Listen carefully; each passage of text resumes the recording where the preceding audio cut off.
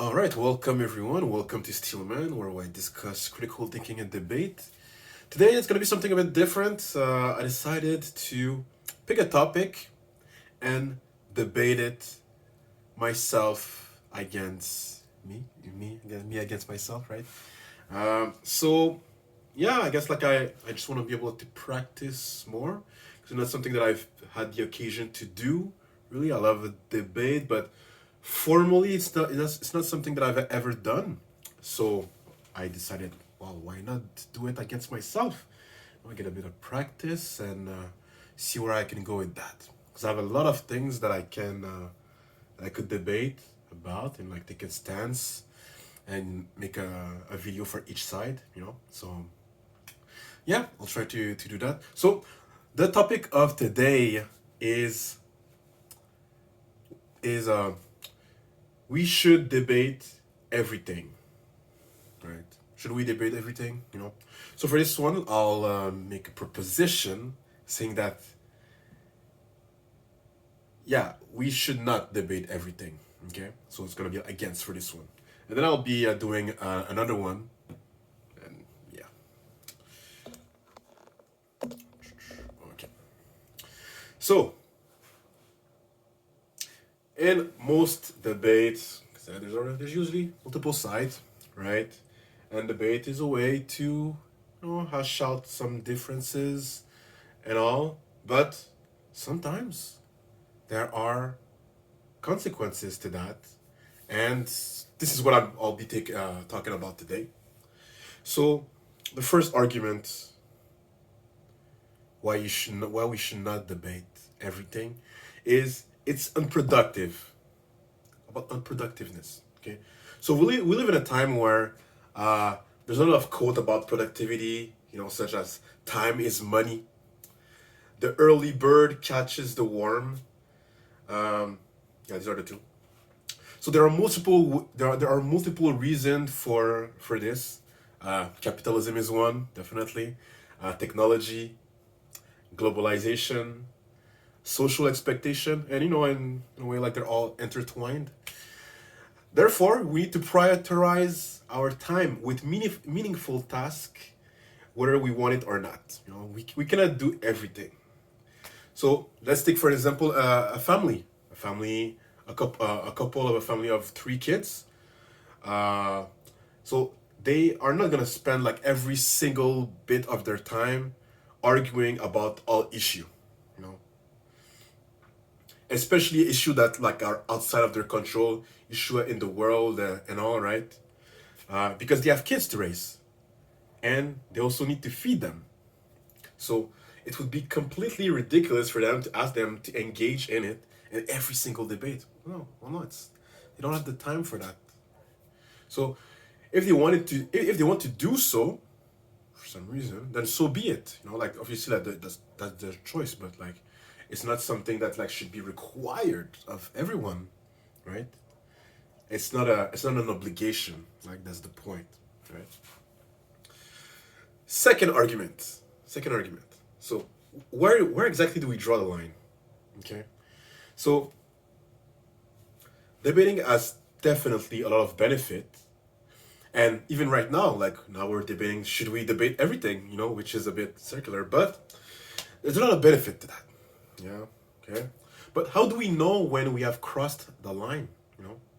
So, for instance, in Nazi Germany, well, in Europe, you could say like in general, like there was the Jewish question at some point, which was the debate over policy decisions surrounding the status of the treatment of Jews in German society. Okay, uh, but from what I saw, like it started in, fuck, was it? Yeah, it was first used in Great Britain, right around the 7050, 7050, 7050, yeah. And it eventually led to the Holocaust. Okay, so knowing this, like the about policy about like specific group of people, uh, how should we treat them, that kind of stuff, it raises the question.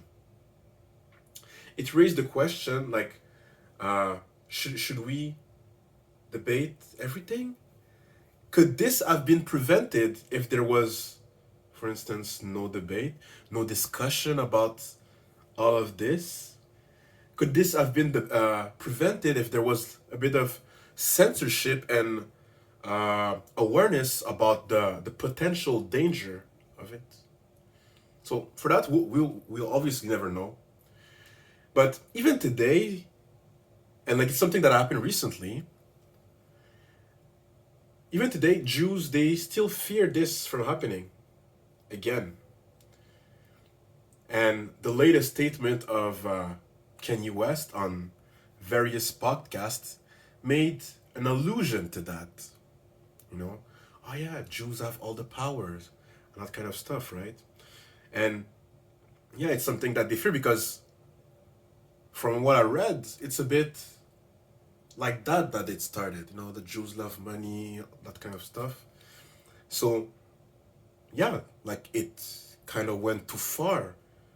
Was it due to debate? Perhaps that's an overgeneralization, but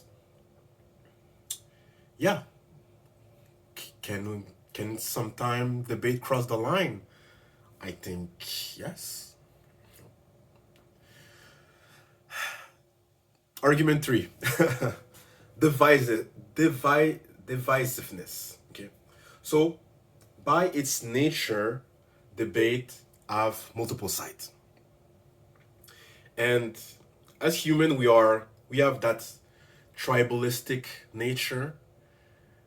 So we tend to pick side due to our affinity with one group or another.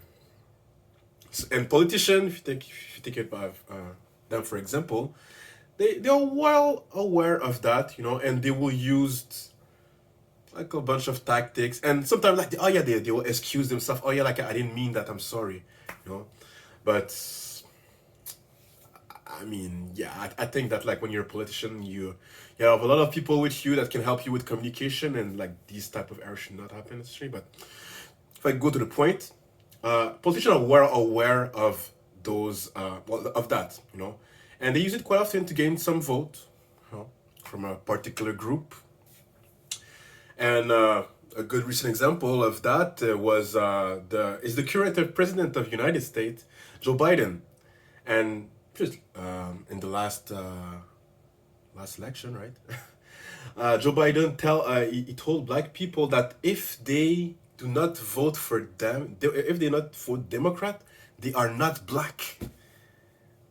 Just think about it for a second. That kind of statement. It's insinuating that black people are, first of all, like a monolith, you know, with problems that only can be addressed by the Democratic Party. You know, like nobody else can help. There's only them, and whatever, you know. So obviously, I'll give it to you. This is not a specific topic of debate, you know, because like these are like it's the statement like from Joe Biden, so it's not really specific debate. But let me give another one, okay? And obviously, it's not me here like taking a stance for one of the other side. But let's take, for example, abortion. So in the USA, most conservative will be against abortion versus the liberal, progressive that will be for, well, yeah, for abortion, but like more pro-choice, right? You know, the pro-choice, pro-life stance that usually happen.